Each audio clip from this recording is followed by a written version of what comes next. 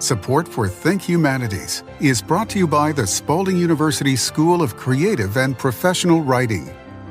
Think Humanities, a podcast for people who love history, philosophy, culture, literature, civic dialogue, and the arts.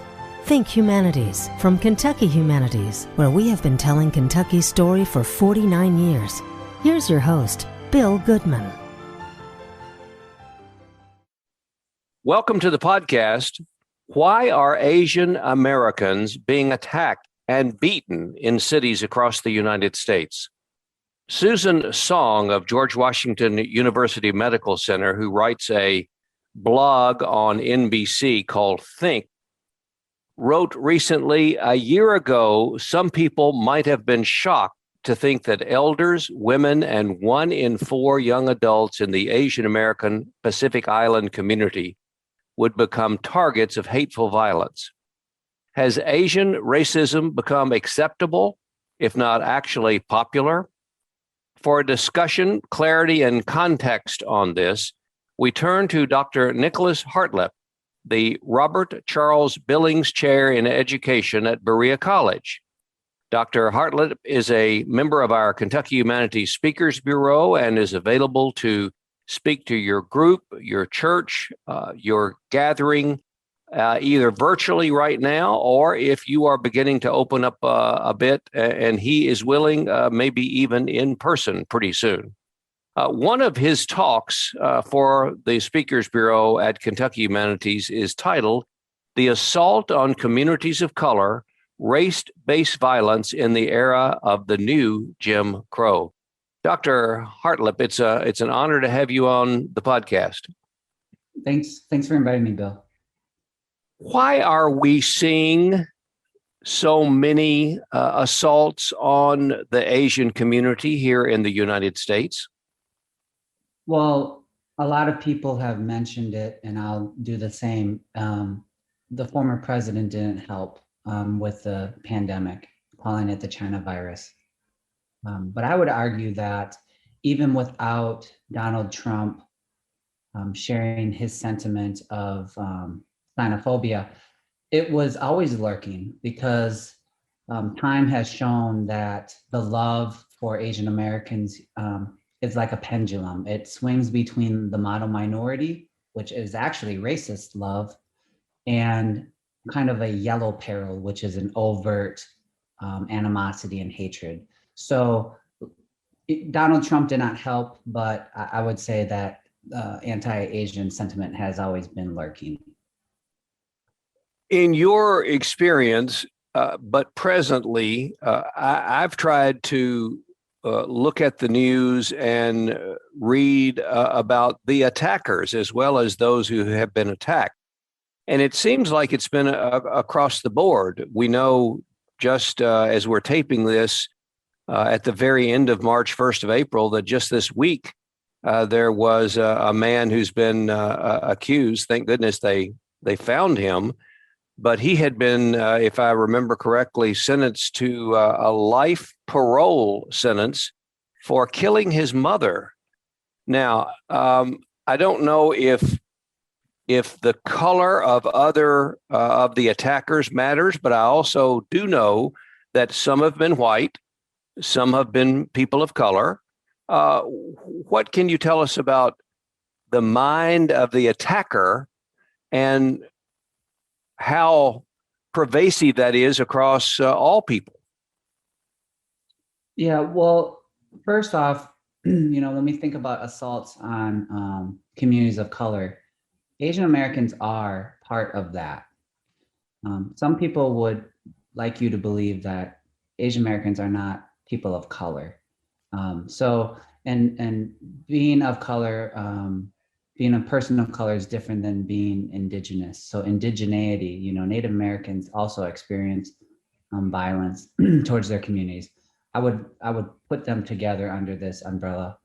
In terms of the attacks and the backgrounds of these assailants, one thing that's very interesting is the intersection between stereotypes. So I mentioned that it's like a pendulum between a model minority and a yellow peril. Well, interwoven within those is stereotypes of Asian women. So when you think about the Georgia incident, murder there, you have a gentleman who talks about kind of like exotic fantasies of women, and so we can't underestimate that. Meanwhile, you have men, Asian American men, who are stereotyped in ways that emasculate them, that they aren't really real men, so to speak. And so you have this kind of dance between hyper and hypo. You have this hypersexualization of women and this hypo, effeminacy of men. And as an Asian American man, as a Korean man, I've certainly been a victim of that. Violence, no, I have not been violently attacked. But we also have to understand that death, you should not have to be killed, but then also words are harmful too. I tell stories of how young white boys in my former community where I live, as I was entering a YMCA to work out with my family, would call me chink and ask me under the breath, "Where are you from?" And when confronted, they kind of laughed and tried to dismiss it. In those incidences, personally, I wonder where did they get that socialization that it was okay to ask any person, yet alone older person, in such a kind of hostile way? Well, I would argue the news media, their parents, school. And so going back to your original question, Bill, the backgrounds, I'm not a criminologist. I don't know what they're thinking, but you do have these cases of people who have these stereotypes of women, and misogyny for sure is a problem in this country. But Dr. Hartlep, I would also observe that there's, I believe, maybe not underlying, but what we see, there's a vast difference in what happened in Atlanta at the massage parlor murders and what has happened on the streets of Chicago and New York and in the larger cities when elderly men and women of Asian descent have been brutally attacked and beaten. So, what is there a what's the thinking there? I think it's somewhat confusing. Yeah, I guess, Bill, you're referring to just comparing and contrasting the who's targeted and not. Yeah, it always is complex. I mean, I guess we don't know necessarily until we talk with these people what transpired in the circumstances. What was it a crime of opportunity, or what caused it? What triggered the event? One thing I might say though is when we talk about violence and we're thinking about, and you hear the term black on white violence or black on brown or what have you, we have to pause a moment and really understand, why are we using that? What is the limitation of that language? And also looking at the statistics. So it's interrelated to the hesitancy of calling something a hate crime. I would say that the Georgia murders were a hate crime. And, I understand the patience that needs to go into the investigation, but when so many victims are of one ethno-racial group, it begs the question why we can't call it a hate crime. And so many scholars, many pundits have critiqued the whole notion of black on white violence. It's highly problematic to kind of use that language. So I avoid doing so. Dr. Hartlep, although we're in the moment with so many of these incidences, what does your scholarship tell you about how far back in in the United States does it emanate? Are we talking about, for example, in the 1900s, leading up to World War II? What was occurring there that might have, in some way, lent some study, we're just talk about the period that we're really Sure. addressing. Yeah. So anti-Asian racism has been always with us. When you think about internment camps for Japanese Americans, and preceding that, Chinese exclusion acts. So we had policy in this country, and even really when you think about the infrastructure, the building of the country, the railroad system, in which many Asians helped build, that infrastructure that really helped expand the country from coast to coast. It was present there. So again, even that, many times, I was just reading a book, Cast, and the author talks about how we've had longer time with slavery and problematic racial relations than not. We're a young country in that respect. And so the idea that racism is an illness is actually false. Our body politic has always had racism and colonization as part of its roots when we talk about disbelling indigenous Native American groups. So I would say that that metaphor doesn't work. And so your original question, it's been from the beginning, from the genesis of this country. If racism is not an illness, what is it? It is it's a system that this country was used to its creation. It's its creation story. So,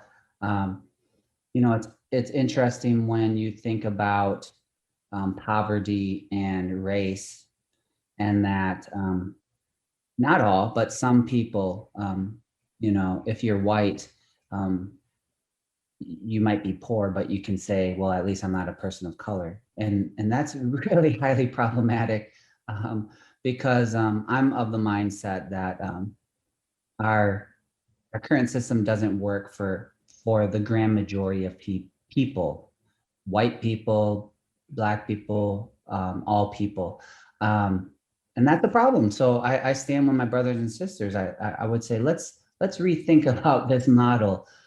There's a few people at the top and a lot of us on the bottom, and the people at the top have us on the bottom fighting one another, and they use race as a wedge.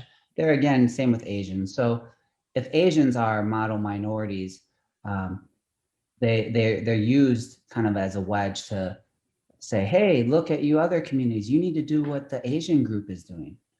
And we know that that's problematic. And you see that in higher education. You see that, when if Asians are quote unquote getting into high schools, it's like, well, they got there because they worked hard. They're just hard workers. They put their nose to the grindstone. And we know that there's issues of classism as well. So when we think about the Asian American community, we have to look at issues like class, education level, what subgroup of Asian Americans are we talking about? Their parental backgrounds. Are they immigrants recently arrived? Have they been here for several generations? Things like that. Fascinating explanation there. And you have two talks in your Speakers Bureau presentations for Kentucky Humanities. I want to talk about one, and then we'll take a break and then revisit the second one. But in the first one on race and diversity, you use a term, and you just said model minority stereotype of Asian Americans. What explain that term to me? Sure. So the model minority stereotype, I'm glad you asked because listeners might not have ever heard that term. It's an academic term, excuse me, but the term really refers to, in the simplest sense, um, how Asian Americans are stereotyped here in the United States. And as I mentioned before, it could be of the brainy, nerdy scientist, the doctor. It could be, something quote unquote positive. However, interwoven within that, as I mentioned, you have stereotypes of different genders and culture. So a few years back, now it actually might not be a while ago, there was a book called The Tiger Mom, Battle Hymn of the Tiger Mother. And Amy Chua wrote a book and kind of talked about the parenting styles that she had. And so, you have this mommy who is hard on her kids. You have to play the violin. Again, they're very reductionistic, simplified stereotypes. And as I mentioned before, you have to look at her background. Amy Chua is a law professor at Yale, and her husband is a Yale law professor. Can't imagine they're struggling financially and have a lot of education. And so thinking about how they raise their kids is not how all Chinese parents raise their children. So as I mentioned, the model minority stereotype, and it really has begun, the building of it was in some ways a strategy for Asian Americans for upward mobility, because it's a delicate line. You need to get the validation of the majority group. And so one way to do that is through a lot of schooling and doing well and being apolitical, right? Just keep your mouth closed and don't rock the boat. That's highly problematic, as we know. So there have been times when Asian Americans have, and I'll be honest, not done a good enough job of calling out anti-Black racism. And but now you're seeing a lot of rallies. You're seeing a lot of and there has been that solidarity, but at times the model minority has allowed some Asian groups to kind of be quiet when they should not. They should be outspoken. In a very perverse way, and this is even hard for me to say, have the attacks on Asian Americans and Pacific Americans, Pacific Island Americans, has it brought positive attention to the plight of Asian American people in a way that people are understanding what the struggle and not just the attacks, but the brutal way of treatment for hundreds of years? Yeah, good question. That's a great question. The pessimist in me would say that this opportunity will slowly fade into the sunset. And I guess I say that because when you think of some of these movements, whether they be race-based movements or class-based movements, the Me Too movement, they seem to dissipate. The Black Lives Matter, though, seems to be persisting in good ways. So yes, I think it's great that we're having this attention, but I also wonder why now. Well, certainly because of the pandemic, it's timely. But I was thinking about Dr. Seuss. He's been in the news, the Theodore Giesel, for the books, and how some of his books were problematic on many levels, and how the publisher has kind of disbanded that. And I thought, well, folks who teach and have read and historians know about this history. Why was it, I don't know what date it was, but 2021 that happened. And so I like that Asian Americans were getting platforms. Today is a good example. Would I have been invited for this talk? Maybe not, but I do hope that the movement continues, because again, even though we are talking about this has been a problem for a long, long time. Dr. Nicholas Hartlep is the Robert Charles Billings Chair in Education at Berea College, and we will continue our conversation with him with some other questions and comments right after we hear from our underwriter for this podcast, Spalding University. Spalding University's affordable, nationally distinguished low-residency MFA in writing offers excellent instruction in a compassionate, supportive community. Focus on your own area of concentration. Explore across genres and examine the interrelatedness of the arts. During one-on-one independent study, you'll write prolifically and receive expert feedback from your faculty mentor, developing the discipline to keep writing for life. Study fiction, poetry, creative nonfiction, writing for children and young adults, and writing for TV, screen, and stage. Learn more at spalding.edu/School of Writing or email schoolofwriting@spalding.edu. Dr. Hartlep, in your scholarship, in your study, but in your professorship at Berea, how do the now I'm going to this is stereotypical of me of a question, so feel free to fire back if you must. Now I know Berea well. It's a wonderful college. It's a wonderful representation of the world, and but it's a microcosm of what maybe more of us should believe Kentucky should be like. And so I know there are minority students of ethnicity in your classes and on campus, but the greater number are kids, young people who are maybe in many cases first generation college attendees. What are your what kind of dialogue do you have with your kids about this subject? What kind of curiosity do they bring to the classroom? Yeah, thanks for asking that. The students that I work with who want to become teachers are wonderful here at Berea. They are very aware of their own belief system, and they try to question it and pursue new knowledges and new understandings. For instance, we had a colleague in the department who invited a teacher who was in the news media, a white woman, elementary teacher, who kind of was chided for teaching a lesson about Black Lives Matter in her young elementary classroom.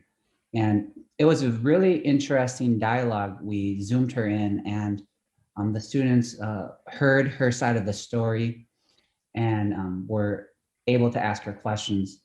And in that case, I think that from a racial perspective and a gender perspective, the students could think about themselves if they were in that situation as a white female student or white female elementary teacher.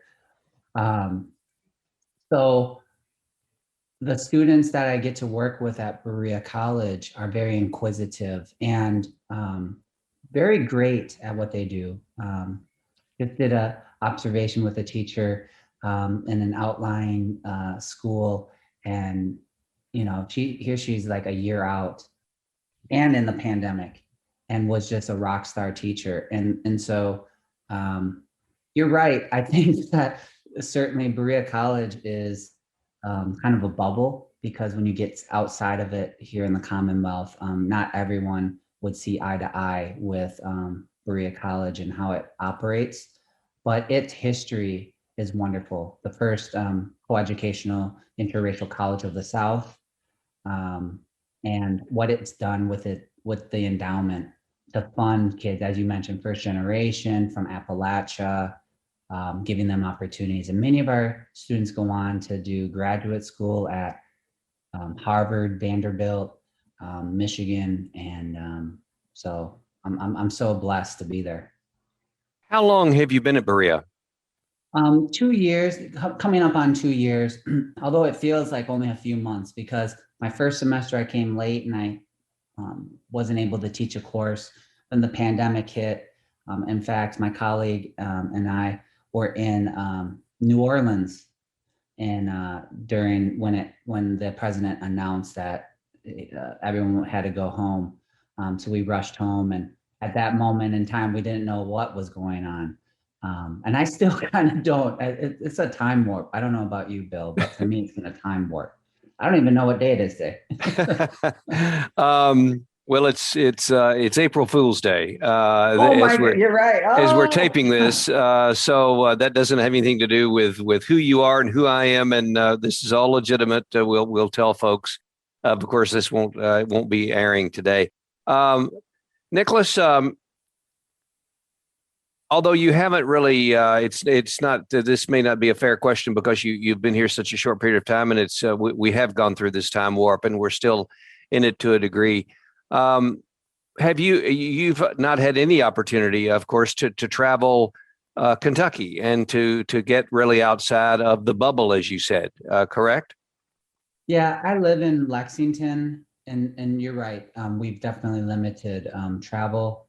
I've got my vaccination now, so I feel a little more comfortable. Obviously, still masking and social distancing. In terms of Kentucky, I've seen a little bit of Western Kentucky through the comfort of my van, and it's a beautiful state, the bluegrass state. And I never would have thought I would live in Kentucky, but here we are, and my family seems to really like it. Well, that's what I was going to ask you. Just sort of what brought you here, what attracted you to Berea, and what questions do you have? What do you want to explore?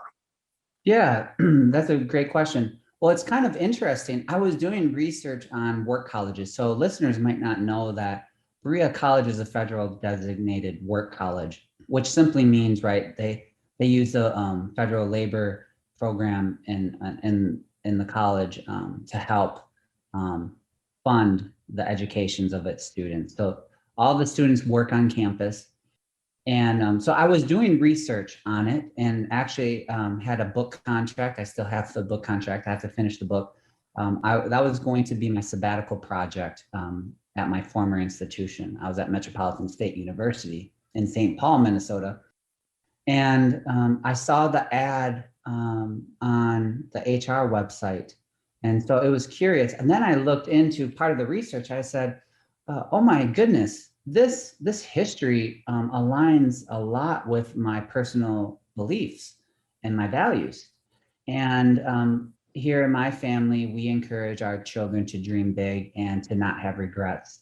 So we kind of had a meeting. I told my wife, I said, hey, I think I want to try to apply, and I probably won't get an interview. And that was wrong. I got an interview, and it kind of really accelerated there and was offered the position. And that was a tough moment because we had to think about uprooting our kids. And you have school, you have friends, you have athletics, extracurriculars. But again, I would have regrets if I didn't come. The people, the employees, the faculty, the staff, the students are amazing. And I say it not just to help the brand, but it's true. Berea College is a very prestigious school. And so it's kind of like this interesting case because you're having folks who have some of the least and you're giving them the most, and they're leaving uplifted. Yeah. They're leaving with a degree, they're leaving with a network, and hopefully they go out and they change the world. Yeah, that's so well said. And I'm not telling you anything, but maybe our listeners, we're always still learning about the Commonwealth and its history, that Berea is not the only work college in Kentucky. Yes, you're right. Alice Lloyd is a work college as well. And I'm going to ask if you visited there and if you have that on your triptych. It is. It's on my list. It was a good colleague, Robin Taffler, is going to take me over there. So I'm gearing up. I'm ready. Well, it's a beautiful part of Kentucky. it's very much in contrast to the bluegrass, and there has been, as you know, a controversy over mountaintop removal, and rightly so. But still, even with that, and the reclamation and the beauty of the mountains, and Alice Lloyd is what an incredible story that is. I mean, very much like Berea's, everybody's got a story, everybody has a history, and Alice Lloyd herself, and the people that she was with early on, and the school, quite honestly, reminds me very much of Berea in that it's small, it's very. I don't know. You would say, and I would have to admit that it's, when I say closed in, it is surrounded by mountains, and but what a wonderful group of kids, and what they've done there is just another miracle. Just like Berea, there's so much opportunity for kids. And Doctor, we've got to wrap up here, but that to me is the perplexing part about life today, is that there are opportunities in schools, whether or not it's higher education, but then in higher education, and still today we're faced with so much hate and so much vitriol, that it just I'm not smart enough to figure it out and to understand it. And that's why you are in a position to do that. Do you have any comment on just how we could be fostering such opportunities for young people, even if they've had a rough upbringing, and yet we continue to have so much hate in our country? Absolutely. A lot of it gets down to philosophical orientations, because, when you think about speech, hate speech isn't protected speech. And some people kind of fail to understand that. So I know making the comparison is not appropriate, but I think of my daughters just yesterday, how they had a sibling fight. And when I bring them together, what happened? There's two sides. There's multiple sides because there were some observers. And when it boils down to it, one daughter never has the right to hit another sibling, And so it's kind of like this philosophical when as higher ed institutions or as a society do we intervene and say, look, that's off limits. You can't throw those words around. You can't behave in this way. That's not civil discourse. And then others would like you to believe it's a free country. We can do whatever we want. And I think that deterioration, that breakdown really did come under the Trump presidency, a degradation of standards, of precedents, of historical ways of operating, the modus operandi, and of that highest office.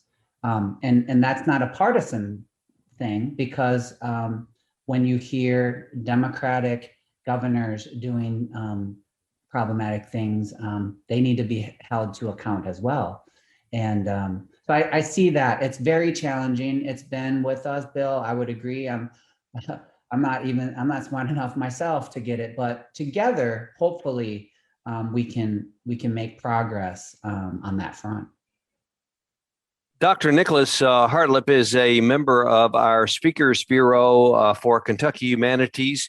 If you go to our website and pull down under our programs tab, Speakers Bureau, scroll down to the speakers roster, not only will you find just a terrific, outstanding group of men and women and who are available to speak to your church group, your civic club, your organization on topics that range from beekeeping to history to writing to, as we have finished up today, Dr. Hartlep has several topics that he talks about that we didn't get to discuss today, but they're there for you to read and digest, and then ask him to come and speak to your group. We're glad you're a Kentuckian now and a proud member of the Berea College faculty Dr. Hartlep, thanks so much for joining us today on Think Humanities.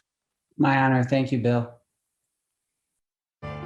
Think Humanities is a podcast from Kentucky Humanities, where we have been telling Kentucky's story for 49 years. Think Humanities is available at kyhumanities.org, iTunes, and SoundCloud.